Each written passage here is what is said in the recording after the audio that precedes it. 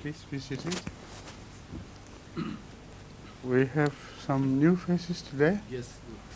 Please start from the beginning. So the first one is Brother S.A. Yaqub from Nigeria. Yes. He's a government officer and nowadays he's visiting here. Yes. Next is Tahir Salvi Sahib, our original missionary based Were you in immigration or what? Customs. Huh? Customs. Yes, that's right. Yeah. Next is Tahir Salvi Sahib. Silbi or Selby or Salbi? What? Selby. Selby. As in that place. That's right. Yes. Next is Dr. Muhammad Kamara from Reading. Of course. And Brother Bokari Kalon from Tooting. Right. Please ask the first question. Yeah. Also, sir, my question is in Nigeria, see the MTA program is received by only very few privileged members of the Jamaat. It's because of the high cost of dish. Satellite dish is not easily come by. So what program? That's not right. Yeah, I'm sorry to say that your knowledge is, your information is not correct. Yes. The fault lies with the organization of Jamaat Ahmadiyya Nigeria.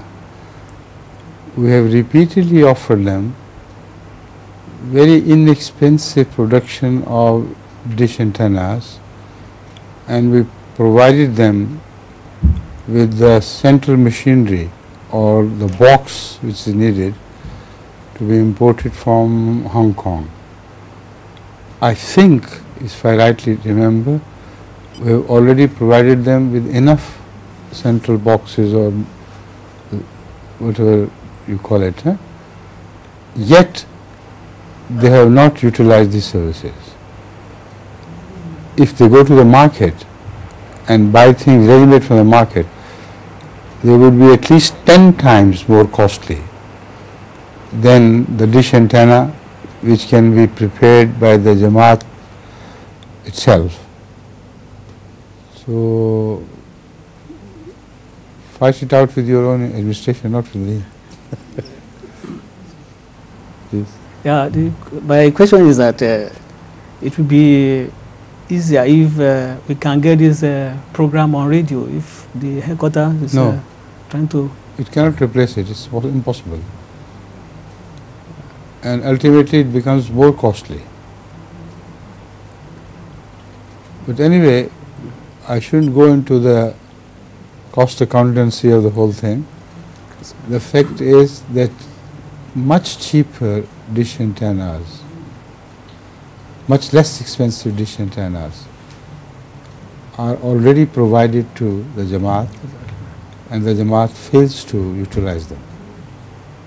So it's just sort of, what should I call, lack of proper care, or what should I call this thing, this attitude? Please. Alhamdulillah, the Waqfi No children are benefiting greatly due to the Waqfi No syllabus.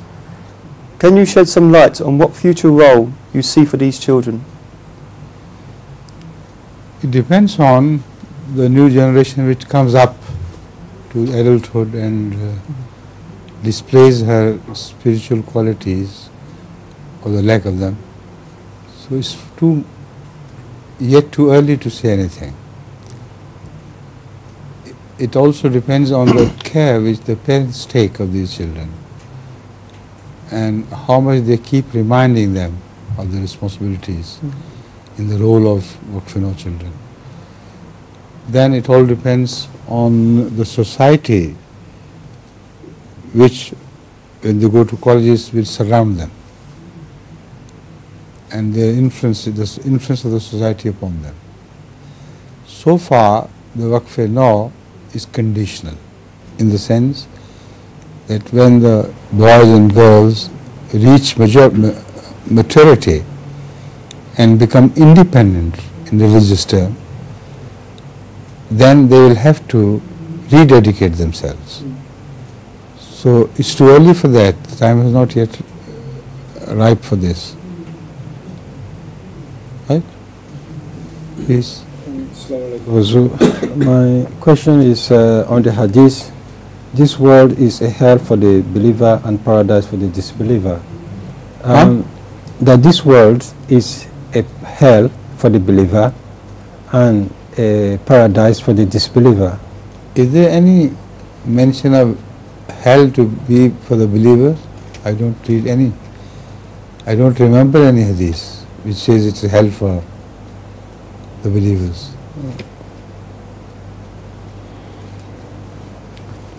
Well, actually, the question I wanted to ask is... No, the question is wrongly based.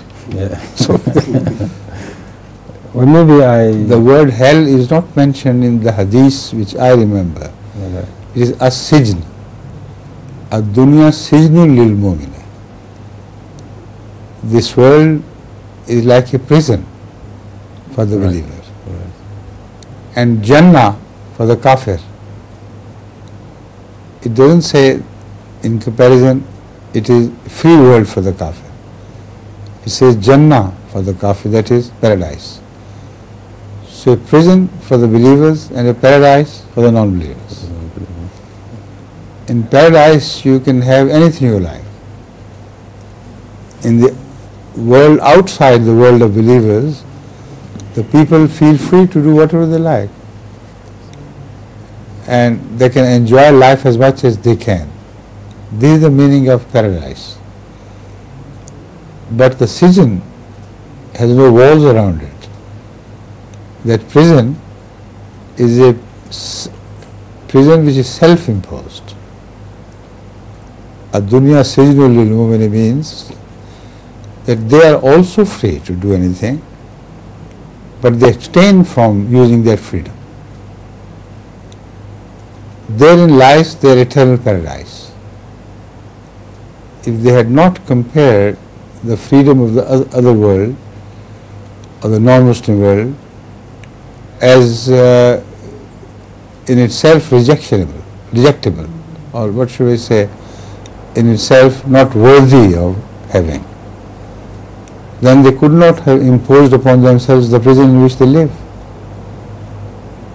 So that shows that the real paradise is in the prison which they build for themselves. And the paradise which apparently belongs to the non-believers is not a real paradise. This is the implication of this hadith. The true profound meaning of this hadith, right? Yes, thank you. My first question has two parts in it. The first is, in the process of evolution, did man evolve from animals, or did man have his own distinct origin? The question applies to both equally. If man evolved from animals, it had its own distinct origin. So did man go through apes and monkeys, as they say, or did man start from the course of blood to man as it is today? If not, then show me what man went through.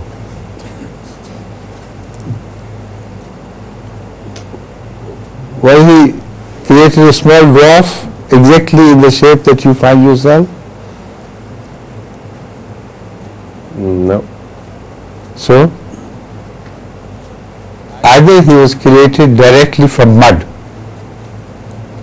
and sprang into what he is today, or he was created out of the animal life before him. Which one is more insulting to you?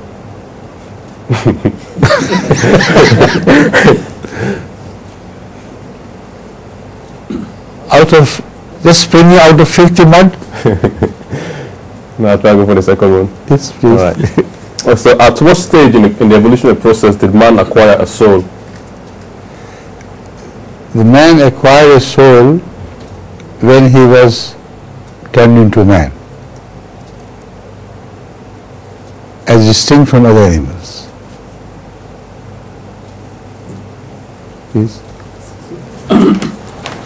Sir, I would like to present a question received by an Englishman from South Yorks. He says that I am researching in paganism, followers of which are commonly known as witches. A recent growth in the popularity of pagan belief has provoked my interest in the subject. I would very much like to hear the official standpoint of your religion to the history and the resurgence of paganism. Pagans themselves feel they have been subject to false and malicious propaganda about their activities and point to Christianity and the media as the culprits. How far do you sympathize with these claims? I don't sympathize with any such claims because they have no history of their beginning. The Holy Quran repeatedly addresses the subject by inviting them to produce the book on which their religion is based. Who wrote that book? Was it God? Was it any old big chief of theirs? They have no recorded history at all. So it's just superstitions and cults and myths, and they have no sound beginning. So why should they blame anyone else if they attribute things to them which cannot be contradicted by their basic literature? Right? Please. My question now is paganism, in short, is absence of God. And if it is not so, then pagans must relate themselves to God. That is the fundamental of this question which I am referring to. Either it must originate from God, then in that case they should produce the book. If not, then the absence of God gives birth to paganism. Because in man there is a desire for creating gods. If they do not believe in God, then they have to create their own gods from within them. And these gods have no real history. They are just an inborn desire to worship something. Yes, sir. Going by the teaching of the Quran as regards the law of retaliation, if an individual or an individual is unlawfully treated by the government of his country, has he not the right to join the opposition force so as to in what way? By using illegal ways and means to lodge their protest, or for lodging their protest legally? Legally, sir. It's permitted by the law of the land. Yes, sir. Yes. Why are you asking this? I'm asking. Whenever it comes to illegal protests, whether the legality is changeable or challengeable or not, or illegality is challengeable or not, whenever you lodge a protest against a government while within the territory of that government, which protests against the law of the land, the Holy Quran does not permit you to do that. Because any Tom, Dick and Harry could then create disorder in the land by declaring that he doesn't think, he doesn't believe that this law has any moral justification. So the Holy Quran requires you to leave the land, go out, and from outside you can launch a war against that country, because then you will have gone outside the domain of that law. Understand? That is what hijrah means. Read the Islamic hijrah. This is exactly the purpose of that hijrah. No Muslim, while living in the territory of Mecca, was permitted to rebel against the Meccan law. Got it? So, some of the What We Know children are now reaching an age when they have to start choosing which subjects to take. Could Hazur offer any guidance as to which direction he would prefer them to take in terms of their school subjects? I have already done that, and Waqf Now, Wakalat at Rabwa, has also done this. We need people in future specially trained in some sciences and arts, etc. Now, they can be utilized both through becoming regular Jamia students, or they can be utilized in their own professions elsewhere in the world, because now the Jamaat's work is spreading and we need engineers and doctors and this and that who would serve the cause of the Jamaat but within their own professions. So I have given freedom to all children and parents so far to go by the talents of the children and their own inclinations. Whatever they decide will be utilized by the Jamaat if they remain loyal to their original waqf. Right? Would you like the parents to get in contact with the centre to They should. inform them? I have already told that they should tell the centre that they are specializing in engineering, in doctor, in medicine, etc., so that they can look at the picture, like having an overall review or overall view, and decide whether this proportion is good for Jamaat or not. Maybe they think that there are too many civil engineers or too many doctors and so on and so forth. So they can advise certain countries to reduce the number of this particular profession and tell the children who must have opted for this by comparison to some other professions which they thought they could also pursue. But their first preference was, say, civil engineering.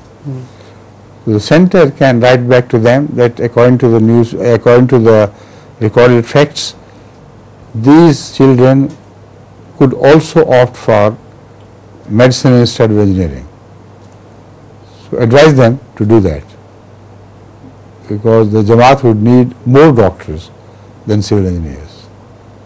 So this can be negotiated and settled finally. Right?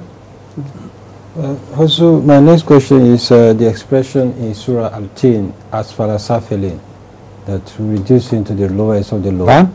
The expression in Surah Al-Tin, Asfala Safilin, is that reducing to the lowest of the low? Is it a reversible process or is it irreversible? The evident proof that it is reversible lies in this verse itself. God put man on to an unlimited progress except for those who were reverted to the lowest of the low. So the process has to be reversible. Understand? Yes. So if at any stage while going down the hill they change their mind and start climbing up, God will help them. Right? Please. Given that what a person eats affects his body and soul, is there any danger spiritually from receiving blood from an unknown donor? Spiritually, I don't think there is any danger spiritually, but physically, of course. Physically, there is danger, because if you eat the flesh of animals like cows and not crows, of course, and doves, etc., or chicken, you do not have any danger of acquiring their evil intentions or evil character. Some cockerels can be evil in their attitude. They attack others. Some cockerels are very gentle. So either way, by eating their flesh, you are not influenced by these individual traits. So I don't think there is any spiritual danger in having a blood transfusion. Right. The only danger is that which is physical. the blood of such people may have been damaged by some diseases, and this damage can be passed on to the person to whom the blood is donated. Right. Right? So if somebody feeds on pork, for that will affect the next man receiving blood. It doesn't make any difference whether he has been fed on pork or not. Right. Once digested, the pork is transformed into human blood cells. Understand? Yeah. They are not pork blood cells. Right. All right. Thank you. Please. Yeah, my next question is, Moreover, it is a life-saving operation, isn't it? Yeah. Huh? Yeah. And when you need life to be saved, you can eat the flesh of pork, All right. Yeah. Forgot about that. the flesh of swine, that is pork. yeah, my question is, see, in Africa, especially the political and the economic situation is greatly degenerating, and this is greatly affecting members of the Jamaat. So I don't know if the headquarters has any put any program in place to assist members of the Jamaat. I don't know what you're talking about other than what you have been talked about already. Because you know, as a member of Jamaat in Nigeria, that we repeatedly advise you to remain non-political in character, non-political in your character as an Ahmadiyya Jamaat or as members of the Ahmadiyya Jamaat. You remain political in your character as a Nigerian. But being both a member of the Nigerian community and a member of the Jamaat Ahmadiyya, you have some rules to follow even in your politics, which are religious rules. You should not permit yourself to indulge in immoral practices in politics if you are also an Ahmadi. So Ahmadiyyat will not interfere with your political entity, but it will impose certain qualities to that political entity which are good for the country. So it can assist you, but will not interfere. If a politician in Nigeria who is not an Ahmadi is truthful, if he is honest, if he is kind to the people, will you call it an interference with his politics? That is how politics should be. Exactly. So Ahmadiyyat can teach you the ways and means of ideal politics, but it will not interfere with the politics of Nigeria. Understand? So, you mentioned earlier about what we know children rededicating their lives, which is very pleasing to hear. But for the sake of the parents' understanding, should they rededicate their lives on maturity at 16, or when they've maybe finished a university course, or when would you expect them to It all depends upon them. If they don't feel any need of rededicating them, they can continue to do so. Mm-hmm. Because when they call themselves Waqf children, having grown into adulthood, it is implied that they endorse the first dedication. So, if the Jamaat asks them to rededicate them, they should do it.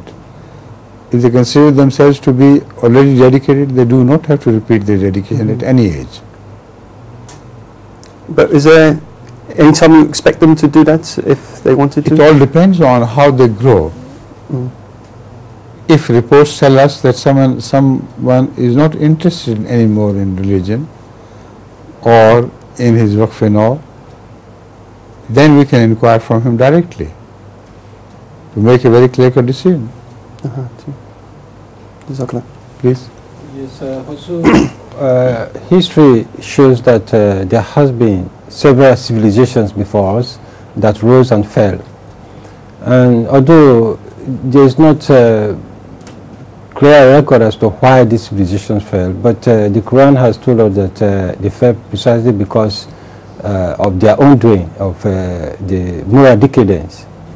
So we have seen today in the Western civilizations so many things which seem to point to the state at which earlier civilizations came to an end. I just want to know what's Sosu's opinion on that one, on the future of Western civilization. What is the central word is repeating? The earlier civilizations, they came to an end because of their own doings. Now in Western society we also see the same sort of state. So what is Hazur's opinion about the future of Western civilization? The future of the Western civilization is in their own hands. They know very clearly that they are heading for a precipice of destruction by ignoring morality from their political affairs. And this is the consciousness which has been gained particularly these days by the Labour Party in government. They are paying more attention to the role of morality in politics. And this is what I have been repeatedly emphasizing during my question answer sessions and other occasions where I addressed the non-Ahmadi politicians, that you should return to morality or your politics will lead you to destruction. That is all I could do, that is all the Jamaat can do, to issue a warning when it is yet time to retrieve the steps.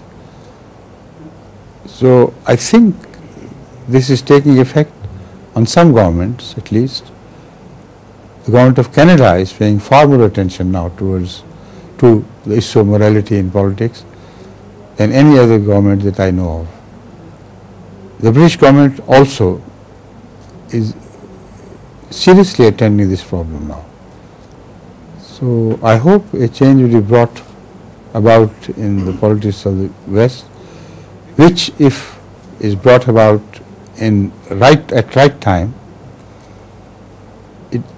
the future may be a better future for them. But if it's too late already, if by the time they have made their decision making they reach the edge of the precipice, then it'll go over. Right? So I've just been appointed to be as secretary for the Baitul Futu region, and I feel that there are a lot of Ahmadis who are not actively involved in the affairs with the Jamaat. And just what instructions can you give me as to how best we can get them involved? No specific instructions here in this question answer session. All my instructions have been issued to the Jamaat at various forums and during my instructions to the Amir Jamaat here, who passes them on to the branches. So follow those instructions and that's all. Hazur, there are many factors in society which place strains on families, especially young married couples. We're seeing an increase in divorces. Could Hazur advise us on how to avoid the pitfalls? Divorces. The divorces are in fact a sort of expression of dissatisfaction with the whole society. The married couple you refer to are not necessarily young, they may be old, they belong to all ages. And before their marriage, they were spending their life in an undisciplined manner, where practically they were married for all the purposes of marriage. They are found to live as husband and wife without being officially husband and wife. So unofficially, many among them would be found to live with other partners as husband and wife as far as the purpose of marriage is concerned.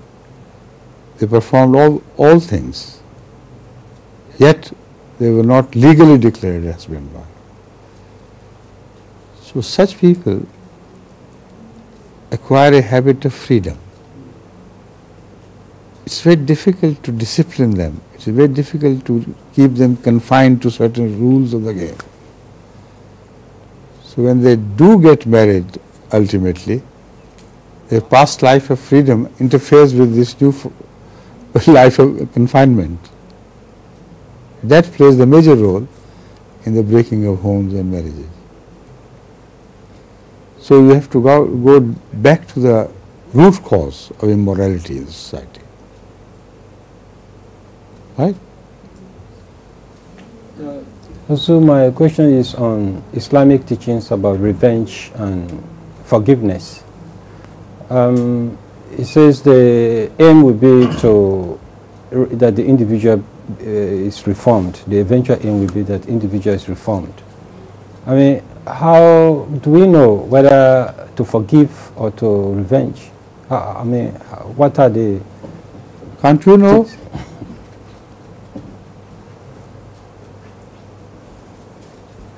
Tell me. Can't you know? Well, what will you do in your own personal experience? Well, whom will you forgive and whom you will not forgive? And when you will forgive and when you will not? Tell me. I do not have any specific rule with regard to that one. There are times when the person who is done the wrong to you is far more powerful than you. There is no question of any rules. There is a question of your inner decisions, the decisions of your psyche, the decisions which grow from within you. These are the most important decisions to which you should pay your attention. I feel that every human knows when to forgive and when not to forgive if he consults his inner self in his purity. Now, when somebody commits a crime, whether he is a child of yours or somebody else, you know very well that your psyche will advise you that if you forgive that criminal and promotes crime by doing so, you should not forgive. Is that right or wrong? That's right. Exactly. When you put it to the touchstone of your inner self, you will always decide that if forgiveness promotes crime, then it's your moral responsibility not to forgive. But when forgiveness promotes reformation in the criminal, then without fail you will opt for forgiveness rather than punishing. So this is the Quranic teaching. Because the Quran says the teaching of the Quran is based on the nature which God has created. So it's inseparably related to the human nature. And I have shown you how human nature should decide. This is exactly the Quranic teaching. Understand? Yes. Thank you. In discussing the subjects of life after death, the Holy Quran mentions that man will be revived in a spiritual sense, but also mentions they will be raised from the graves. I just want to know whether the graves will be physical or spiritual. If the graves are physical, Yeah. show me those physical graves from which man will ultimately emerge. Anywhere in the world. Go to any cemetery and examine the graves there and the state of affairs in which they are found. Like buildings above the ground, the graves below the ground are all turned into ruins. Until many a grave has no traces to give us indication as to what grave it was when it was newly built. No traces are left behind. Only the mummified corpses of kings and queens can be traced back to their original way of life, but I'm talking of ordinary graves. They leave no trace by which you can pursue them up to their original corpse, and you can define what it was when it had just died. Now this tells us that no physical graves are mentioned in the Quran, which says that they will erupt from their graves. It's impossible. Moreover, when are they put into grave? When they die. And most people die of old ripe ages. So will they erupt from the graves like an old man, on a leaning on a hoe, or like a man who is leprous, has lost his eyes, man with bone sores, man with the effects of AIDS? Will they rise like that? I don't think so. Of course you not. So the physical graves are not mentioned at all. Huh? Right. There are some who are born to ashes. Huh? I mean, there are some who are created. Went to ashes.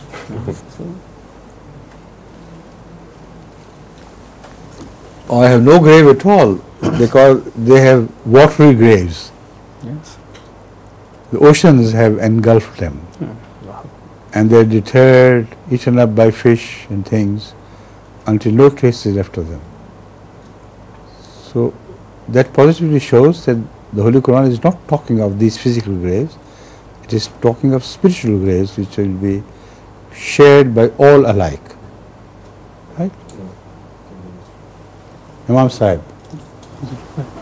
No question from Nigeria either. Huh? All right. Leading on to that question, the way I understand it is when we do pass away and we're in heaven or hell or whatever, it says that we will recognise one another. Now obviously, as you're saying, we are in different states. Sometimes people will know us when we're a baby, a young age or old age. Now the way I understand it is that we'll recognise a person as we remember that person. Is this correct concept? We remember a person not only with reference to a specific age, we remember a person in his totality. And the final impression which is recorded in the brain is recorded in the form of some pulses which cannot be deciphered except by the center of the brain. So that center in fact is the center of the soul, where the soul recognizes. And it will be the same soul or a more highly developed soul which will recognize what it had known while it tarried here on earth. Right? Please. Yes, Huzur, part of the verse, I think, in the Holy Quran, which refer to rising from the graves, there is also an expression of trumpet, that the trumpet shall be blown, yes. And people will rise from the grave. I mean, what does the word trumpet refer to? The trumpet is a symbolic reference to a call from God, no more. A trumpet will be blown means that God will issue forth a call for all to return to Him. And because we associate such calls, such majestic calls to trumpets, so Allah has used this metaphor. Right? That's a good question, Huzur. Did life on Earth begin in Africa? It could have. Could have. Why not? Right. If no one else has a question, I just want to ask something. Yesterday, when you answered the question about Pardon? If no one else has a question, can I ask? Yes, you are permitted. Yesterday, in answering the question about the Nation of Islam, you referred to a book by Professor of Religion. I just want to know the title and author of the book. I have got that book in my office, and you get the title and everything about it from the PAT secretary. Private secretary. Okay. Thank you. Leading to a previous question, I'm a little bit confused again. There's obviously blind evolution and guided evolution. Now, the concept of blind evolution is, as it was pointed out, coming from one cell, developing to whatever apes, and then finally to men. Now, as far as I understand it, it's a guided evolution, but would that mean that there was different cells all in the big soup, as it's called, and they all having their own different paths, or this blind evolution takes you see, this is a subject which I have fully discussed in the book to which I have been referring, and which is consuming most of my time nowadays for the final touches and retouches. This question has been taken up fully in every detail which I could attend. It has been taken up from the point of view of non-believers, of the non-believers, as well as from the point of view which is presented by the Quran. And if you are interested in that subject, if you have enough knowledge of evolutionary terminology, I hope you will be able to understand that comparison. And even if you do not have enough knowledge, I have tried to make it easy and understandable for the layman. So I hope, inshallah, when you read that, it will not at all be difficult for you to make a good comparison between the two positions. Right? Thank you. Yes, sir. Now, if the questions have run out, No, I have one more question. no harm. I have a Because we question. can shorten this class, Really? and I can attend to the same book by returning to my office. Right? Okay, yes, yes. No. Ask a question if you have one. Well, there's one last question I have. Okay, please. Sleep has been compared to death. What? Sleep. That Sleep. it has been compared to death. That's Does it mean that sleep has more important role to play other than just a period during which the body repairs itself? This issue has already been discussed by me during my many previous question and answer sessions, and also I think during my discourses on the Quran. Sleep has a similarity to death. When your consciousness sinks into unconsciousness, and the death is the name of ultimate unconsciousness from which you can not return. So scientifically it has been examined how the sleep processes take place in humans. The conscious level of consciousness begins to sink, and at a certain point, whatever happens during that period is completely unknown to man, because the human consciousness, that is soul, has gone down beneath a certain level of human awareness,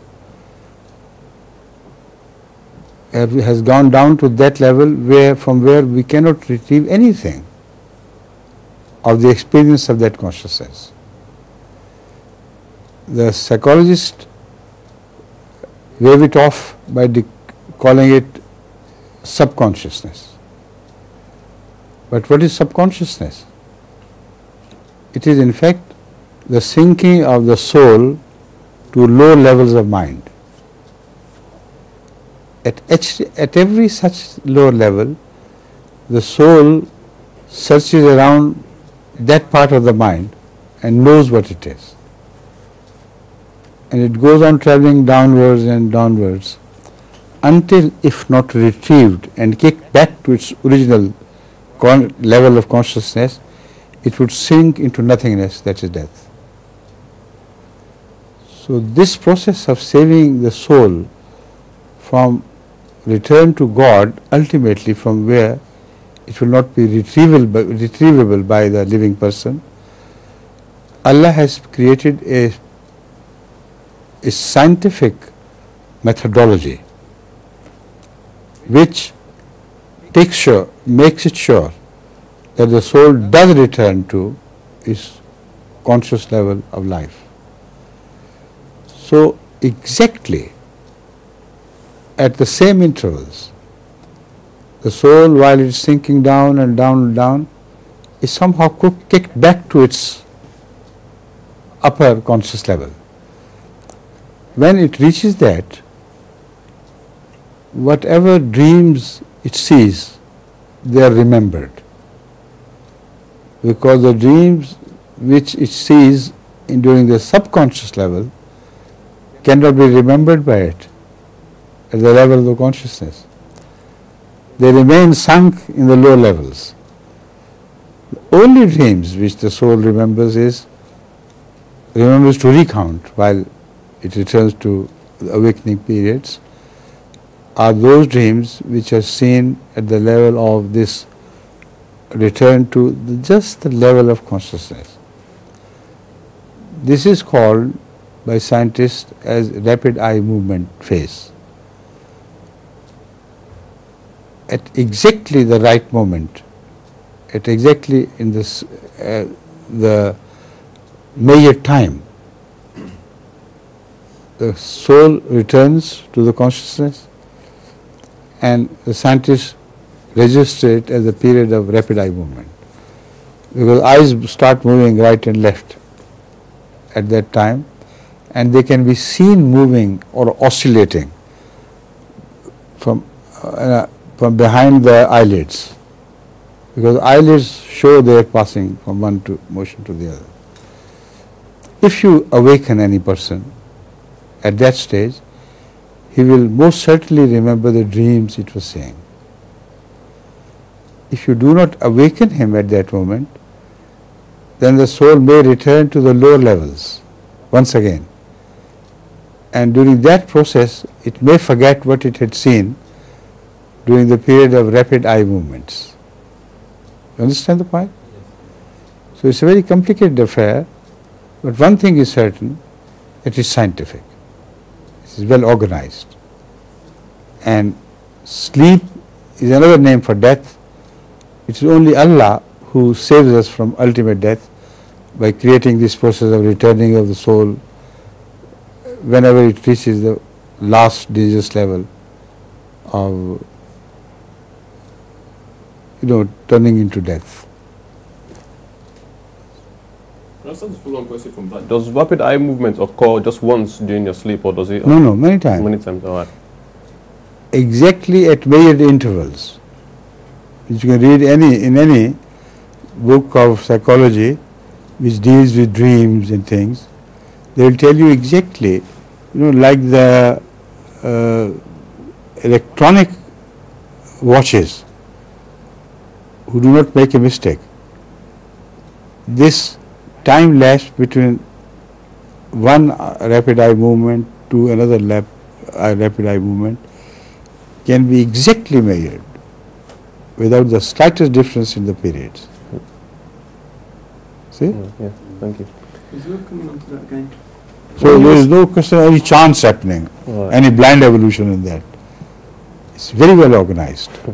When you receive a revelation from God in your dreams, we're saying then that's at that time when you get the REM, and as when you're receiving revelation and you remember obviously the true dreams, so that's the time when you get it, when you're doing the REM, the rapid eye movements, and would Allah then wake you up at that time so you remember the dream? I do not know exactly whether you have to be in that phase or not when you receive a message from on high, but that message is imprinted so indelibly that I think whatever phase one is in, it would be etched upon human conscious level as well. Please. Final question, if I can. Do you think boxing should be banned? Huh? Do you think boxing, the sport, boxing, do you think it should be banned? Boxing? Yeah. Why should it be banned? Because in some cases people sustain brain damage. Some people get brain damages by walking. Don't they? They fall, they meet with accidents by driving cars and moving on. They should not be banned, but rules should be stiffened. Rules should be stiffened so that every possible protection should be taken against deadly accidents. Right? Right. Otherwise, every game is dangerous. Yeah. Hockey is dangerous. Football is dangerous. See? So that's that. That's right. Yeah. Okay, we finished this session about 12 minutes earlier. No harm, because I'll return to my work and you will return to yours. And so many times we have taken more time doing these sessions. So if it is less time once, it's no problem. Okay? Assalamu alaikum. Well,